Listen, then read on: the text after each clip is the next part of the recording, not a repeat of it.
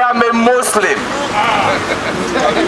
That means I know a lot about what Boko Haram say they are fighting for.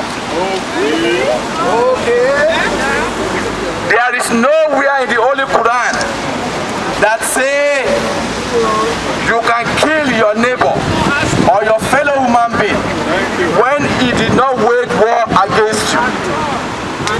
There is nowhere in the Holy Quran that say you can kidnap the children of your neighbors.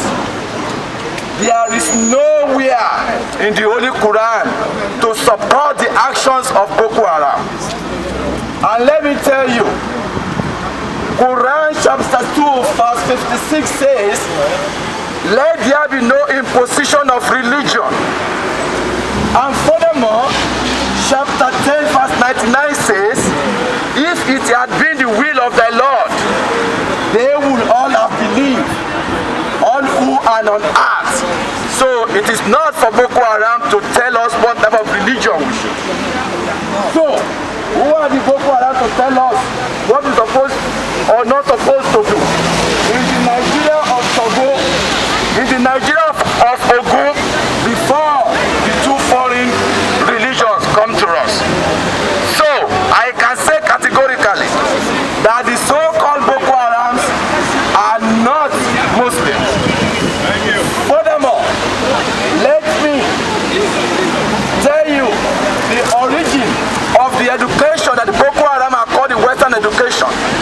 The origin of today's education are not even from the West. The origin of today's education are even from the Arab country. Go and look at the history. And the first known bank was even known from Egypt. So, let Boko Haram know that our problem is different. Their problem is not with innocent Nigerians.